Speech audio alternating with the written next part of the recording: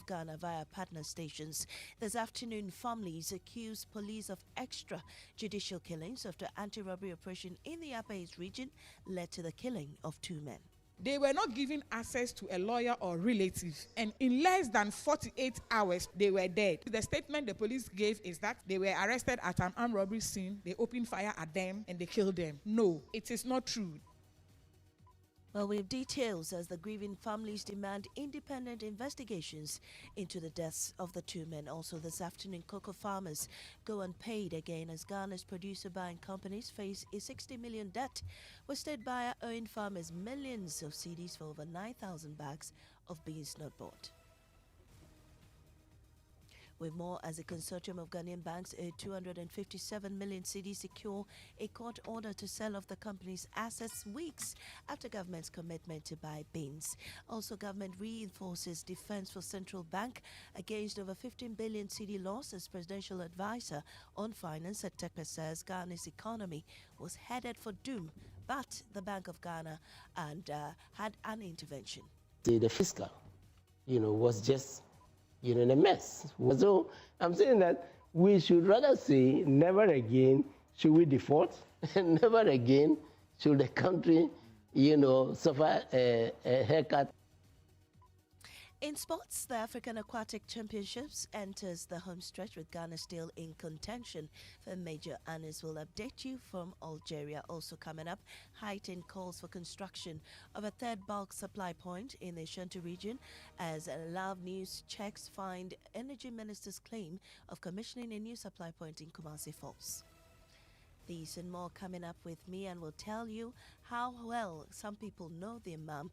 People share heartwarming answers ahead of Joy FM's Mother's Day Out. She likes fufu and kinky.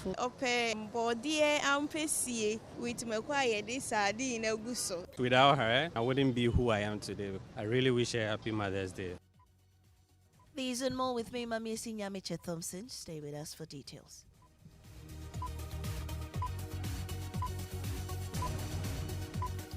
Let's dig in now. This afternoon, the Ghana Police Service is facing fresh allegations of extrajudicial killings after 2 families disputed claims that their relatives died in a gun battle during what the police described as anti-armed robbery operation. The police say the 2 men were part of a suspected robbery gang and were killed during an exchange of gunfire. But the families insist the account is false and are demanding a full-scale investigation into the circumstances surrounding the deaths. We'll hear from the family shortly, but first, my colleague Okaikwei joins me in studio with details from the police statement on the said operation. Okaikwei, what are the details? Well, according to the police statement, they said that a special intelligence team of the Ghana Police Service dismantled a robbery gang responsible for a series of violent attacks in the Upper East region. They proceed to mention the names of some of the suspects and say that a search at the location led to the retrieval of a rifle loaded with 30 rounds of ammunition and all of that. And then says, during interrogation, the suspects admitted involvement in a series of robbery attacks across the region. This includes an attack on the 4th of February along the Zwarungu-Congo Road, during which a bus driver, Yusuf Abdul Razak, sustained gunshot injuries and lost 3 fingers. But 2 other suspects, Samsudin Mohammed and Seydou Safiano, now deceased, sustained gunshot injuries during the operation. Their bodies were transported to the police hospital morgue for preservation and autopsy. But the others who are still alive are still in custody. But they say these 2 suspects, they named them as Samsudin Mohammed and Seydou Safiano, are now dead because they were engaged with the police with some gunshots, and they sustained injuries and have since passed on. Right, thank you very much, Okaikwei. But the families are rejecting the claims of the police. Sister of one of the deceased men, Umiatu Abdullah's sister brother, was a nurse who was picked up by the police and was never involved in any gun exchange. She says the family believes he was unlawfully killed.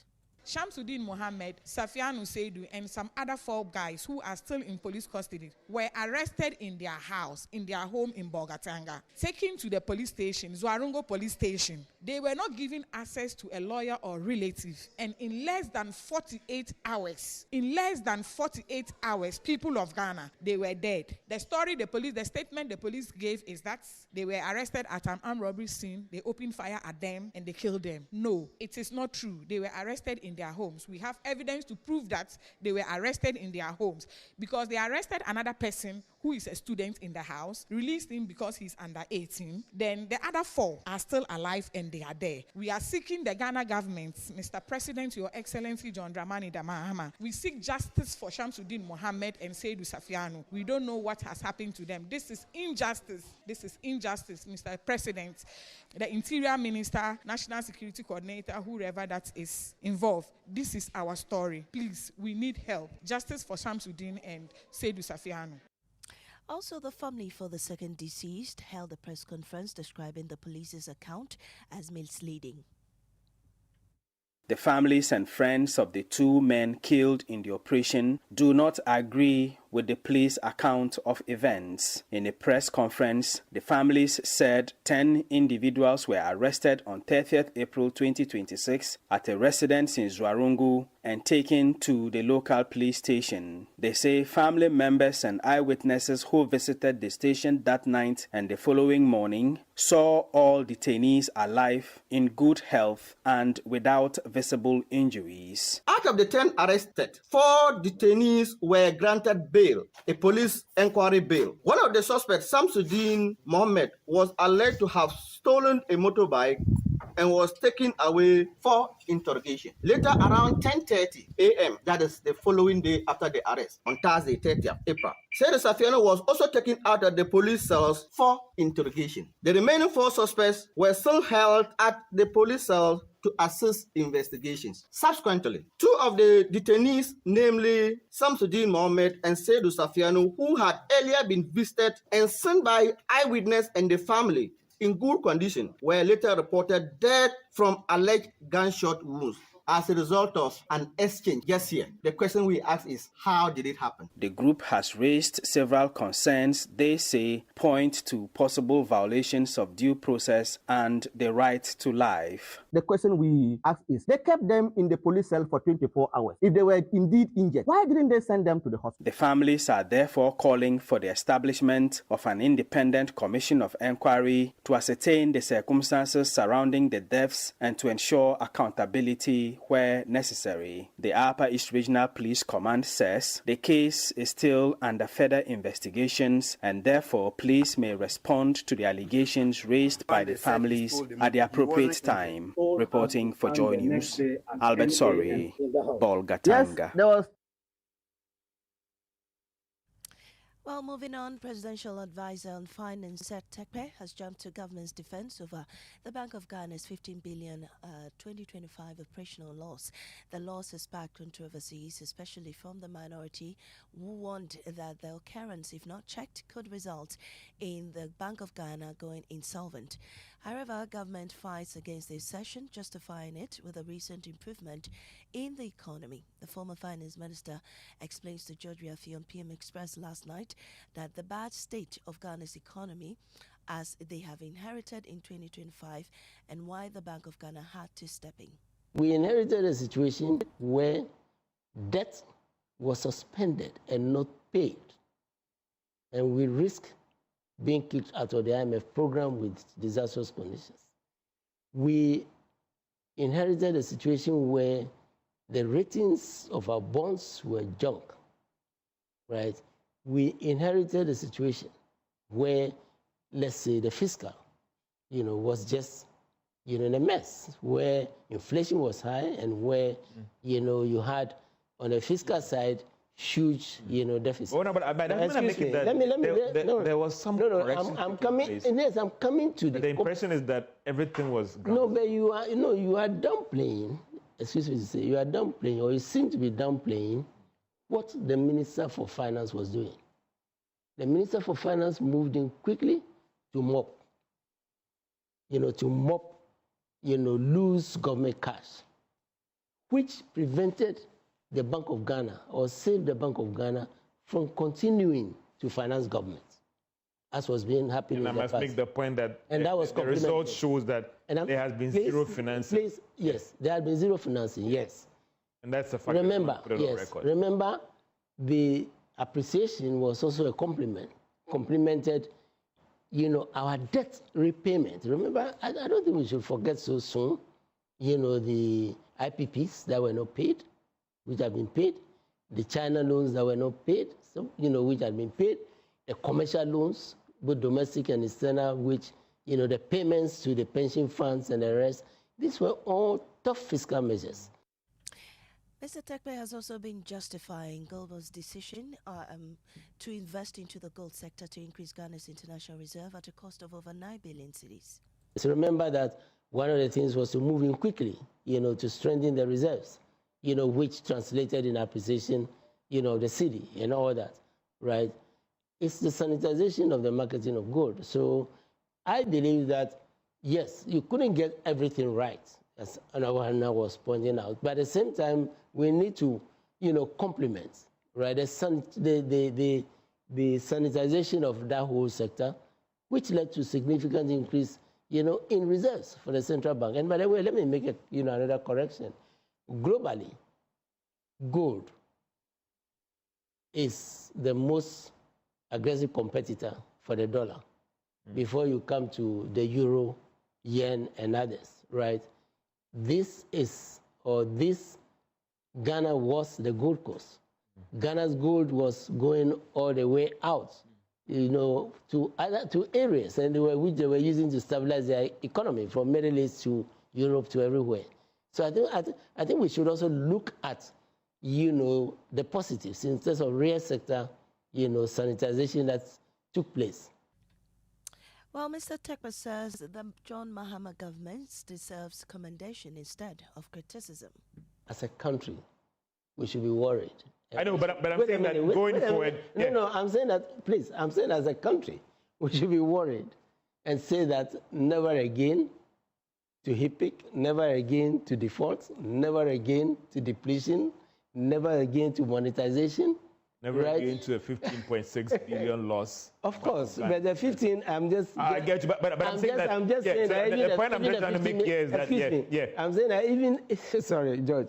I'm saying that even the 15 billion, that is, a quarter of where the problem started, 60 billion. But at 2024, it was 9.6 billion. Of course, with significant influence. So if we try to backtrack when it favors us. So I'm saying that we should rather say never again should we default, and never again should the country, suffer a haircut on its citizens. Never again should we be shut out of our own market. Never. These are what we need to do. And I'm saying that, yes, the 15 is acknowledged, right? But if you look at the financial statement of the whole central bank, you see that reserves are strong. Yeah. You see that, yes. You see that other things are strong. So, I'm not being complacent. Well, away from that, but still on the economy, Ghana's inflation edged up slightly to 3.4% in April. But one question continues to stand out. Why do secondary school fees remain a major contributor to the national inflation basket despite nearly a decade of the free senior high school policy? New figures from the Ghana Statistical Service shows that education-related costs, particularly senior high school fees, were among the notable drivers of April's inflation increase, alongside rent, utilities, charcoal, and smoked fish. The development comes even as the broader inflation environment remains relatively stable, with food inflation easing slightly while pressure continues to build within the services sector. Here is government statistician Dr. Alassane Idrisu. Looking at price drivers, the key point is that inflation is being driven by just a handful of items. In April 2026, 7 items, namely charcoal, rent, river fish, smoked herrings, senior secondary school fees, green plantain, and ginger, accounted for 77.5% of the total inflation rate of 3.4%. What this means is simple. Most of the pressure on prices is coming from a very small part of the basket. Well, joining us now is economist and policy analyst Dr. Peter Okaikwei. Thank you so much for joining us. Now, if free senior high school is in place, why are senior high school fees still showing up as a major contributor to inflation? Thank you very much, and good afternoon to our cherished listener. In fact, when we talk of senior high school fees, it will be surprising to many that it has featured in inflation, but this has been there since last year for some time now, just that it has not been coming up. And when we talk of school fees, people are only looking at the tuition fees. But what goes into school fees in the senior high schools, I mean, it's more than just the tuition fees. Don't forget that we have both the private and the public schools. And when you look at, especially during the first year's admission, the prospectus that we see go together with private schools, you could realize that it's indeed as a result of the item they have to buy from the prospectus, the textbooks, additional fee they have to incur, cost they have to incur, a parent have to incur in providing private tuition for their wards. These are all part of the fee structure we are talking about in the senior high schools. Don't forget that even in the private schools, apart from the tuition fee and the prospectus and other things that they pay, there is what we call admission fee, which is normally non-refundable. If you look at the fee structure of the private schools, some of them are admission fees that are not refundable. And these are significant amount. And so when you're looking at the fee structure of the senior high schools, these are the reasons why we see it coming up, because prices keep going up, printing of textbooks and other things keep increasing. And those are the additional costs that comes in, apart from the tuition fee that they pay. So if this suggests that parents are still bearing significant education-related cost, how does this relate to the real cost of free senior high schools to households? That's very important. Then we have to start asking ourselves that, can we revisit the free senior high school policy and see what we can really term it as free? Because even though it's free, parents are still incurring, costs. And so how then do we take those other costs from the burden of the parent? Of course, even if it is tuition fee that is taken out, that is saving the parent anyway. But if we say it is free, then how do we ensure that we holistically make it free? As it stands now, that is a challenge. So I would advise that government goes back to look at the policy and see how to revise this policy to really make it free, so that other costs that is associated with it that put burden on parents will be reduced. Thank you very much, economist Peter Tekpe. Also joining us is Director of Economy Statistics Directorate at GSS, Francis Bright-Mensah. Grateful for your time. So, Francis, what exactly does the Ghana Statistical Service capture under secondary school fees in the inflation basket? To your choice, Muslim. So, at Ghana Statistical Service, in the computation of the inflation, we do it at a divisional level. So in this case, the divisional level is classified as education expenses. Then we go down to the item level. The item level, the class level, one of which is the public/private secondary school fees. Now, under that category, you have items like examination fee, you have registration fee, you have school graduation fee, some even charge PTA fees under that. So under that class that we're talking about, there are other items that make up that particular category. So for every month, that is what we go and ask the costs or the price of it from the various schools.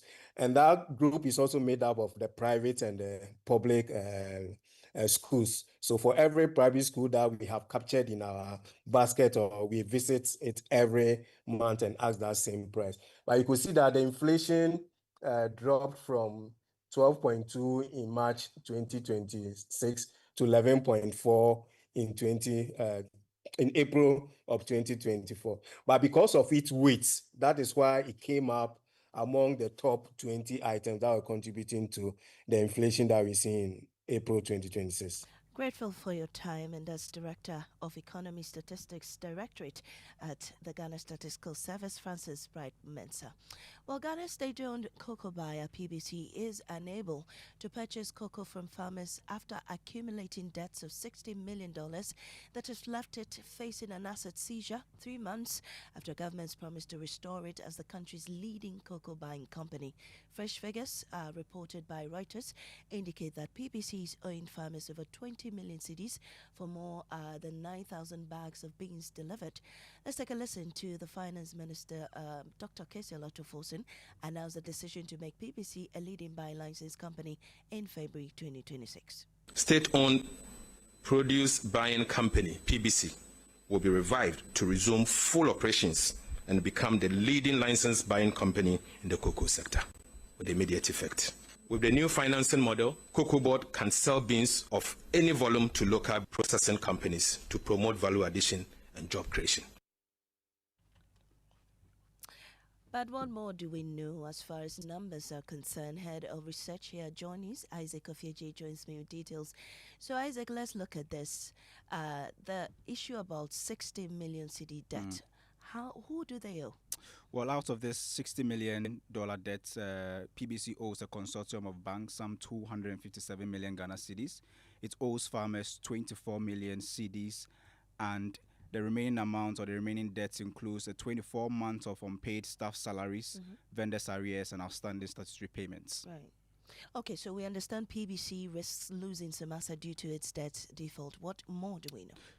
Well, Reuters is reporting that a consortium of Ghanaian banks owe some 257 million cedis have already secured a court order in March to sell off the company's asset. The company's market share is one of its biggest woes currently.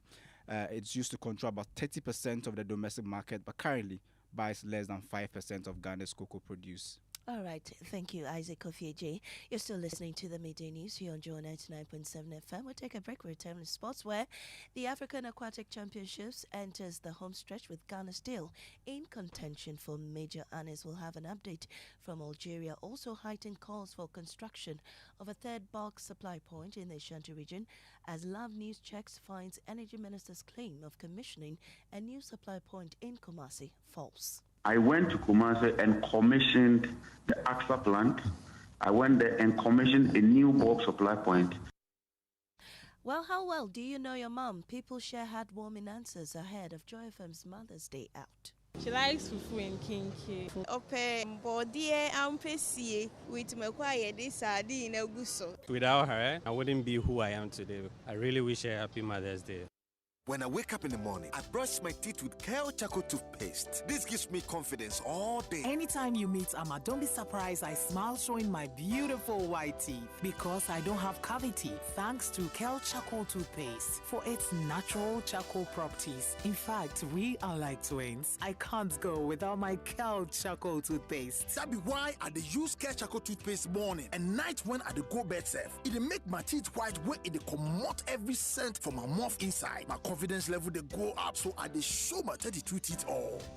Introducing the Kale Charcoal toothpaste, formulated with activated bamboo charcoal powder, ensures whiter teeth and removes bad breath. The strong natural property of the activated bamboo charcoal removes bacteria, absorbs surface stains on our teeth caused by coffee, wines, and tobacco. Welcome, Kale Charcoal toothpaste. Kale Charcoal toothpaste, Sankofa Yenchi. Kale, happy smile. This advert is FDA approved.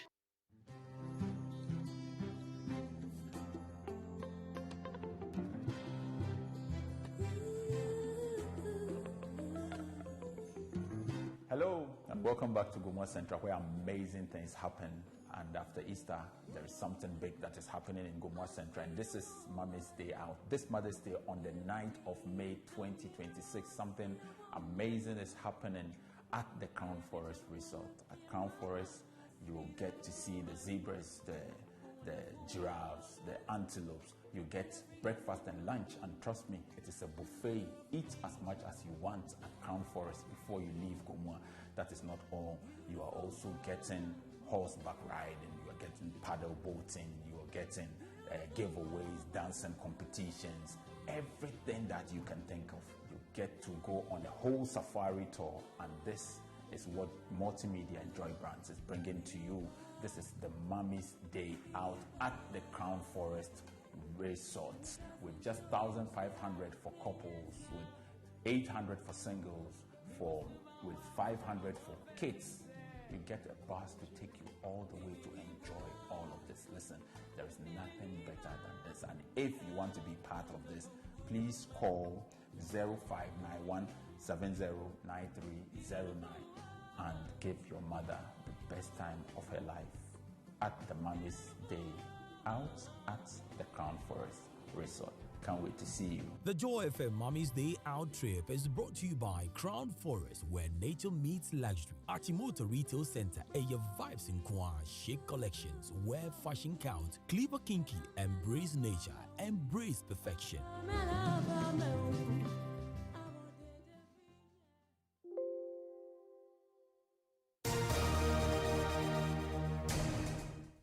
Welcome back to the Midday News. Let's do sports. Team Ghana continues its campaign at the 2026 Africa Aquatics Championships at the Hadefi Sports Complex in Oran, Algeria, with swimmers still chasing personal best and qualification sports against some of Africa's best talents.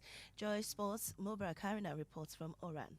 Team Ghana continued its participation at the event with another personal best performance recorded on day 3 of the competition. The standout moment came from Leah El Haj, who clocked 3 minutes 3.63 seconds in the women's 200 meters breaststroke to secure her second personal best of the championships. Leah was among 4 Ghanaian swimmers in action on the day and continues to show steady improvement against strong continental competition featuring over 40 countries. Attention now turns to day 4, where the Ghanaian swimmer will be hoping for an even stronger performance in the women's 50 meters breaststroke, with hopes of reaching the final. Also competing for Ghana in the women's 50 meters breaststroke are Jada Yankee and Unilis Techi. In the men's category, Tamba Akinbuama, who has already recorded 2 personal bests at the championships, will also return to action alongside Ivan Snowden in the men's 50 meters breaststroke events. Mubarak Harina from Oran in Algeria. Well, there are heightened calls for works to begin on a parcel of land dedicated for the construction of a third bulk supply point in the Ashanti region. Engineers say this is critical as a lasting solution to Kumasi's power outages. This follows claims by the Energy Minister John Jinapor to have commissioned a new supply point in Kumasi during an interview on Saturday, May 2nd, 2026 on Newsfile. Contrary to the claims, Love News checks found the sector minister's assertions false, as the dedicated parcel of land for the third BSP lies bare with no ongoing construction activities.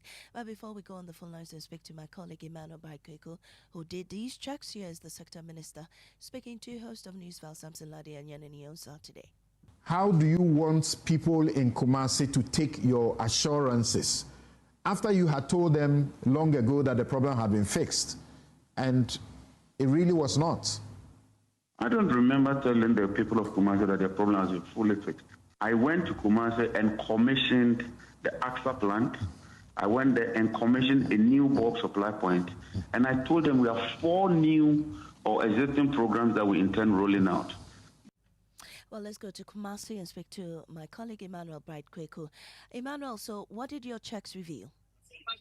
All right, so Maame Esi, on Monday, we went to the site that's located at Fromwase along the Offenso and Bonhu Road here in the Ashanti region. And what we realized was that at that particular site, there is currently no construction activity going on there. The land as we speak now is bare with nothing absolutely going on. And so the third BSP or the new BSP the minister talked about as our checks is false, and is false as we do, because we did not find anything on the land as we speak, Maame Esi. And also it was confirmed by the engineer for the managing director for ECG, who says that this particular they are currently planning to have this bulk supply point in the Ashanti region. Thank you very much, Emmanuel Baikweku. Now, yearly mothers are especially celebrated by their children, appreciating their toil and love. This year, Joy FM is taking mothers to Crown Forest in Gumwa for a memorable experience. While there, special bonds would be formed. But ahead of that, some children have been telling us how well they know their mothers. From favorite meals to habits, we got some surprising responses. Rakiba Mohammed has more in the story. From laughter to moments of realization, one thing was clear: knowing your mother goes beyond the surface. Some talked about their mother's favorite food. She likes fufu and kinky. Anytime we go to our grandma's place, every day she eats fufu. Body unpaid with Okaikwei sardine and then fufu. For others, it was about money. Money will solve all her problems, like maybe 10,000. I want to buy her a cloth, add some cash, and gift it to her. And to others, the one thing that will make their mothers happy. This year, I want to buy her a kente, very nice kente, because I didn't know because of her. I don't know where I would have been by now.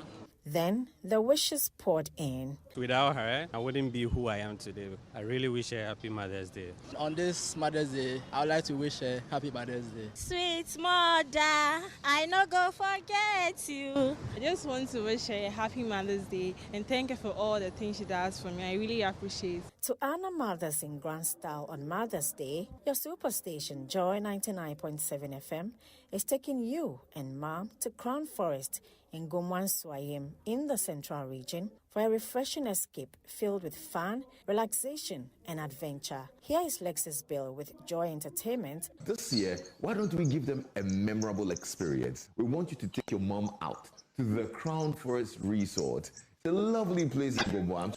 Give them a treat.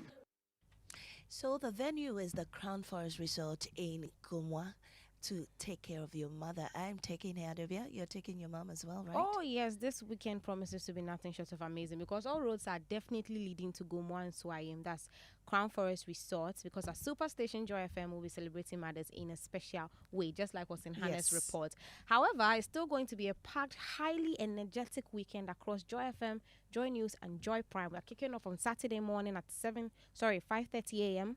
with Home Affairs on Joy FM, and then at 9 a.m. we have our hard-hitting news file on Joy FM and Joy News. After that, Nathaniel Atta will bring you Sports Link at 2 p.m. Kwame Dazi will bring you Showbiz A to Z. Then at 6 p.m. after the news, B-Lay will take over with Flashback. Then DJ Black will close the day with an electrifying mix of the weekend's hottest jams. Now, Sunday morning, Fifi Folsom will come your way with worship music and spiritual inspiration. And then Iggy follows with Countryland, the best country music and classics. Ziggy will then take Worship Zone after the midday news. And at 2 p.m. on Joy FM, there's Ultimate Health Show. And then for Joy News, there will be The Law, for which you produce, right? Of course. Your legal rights. Mami, do you remember the song? Zamina, mina, waka, waka.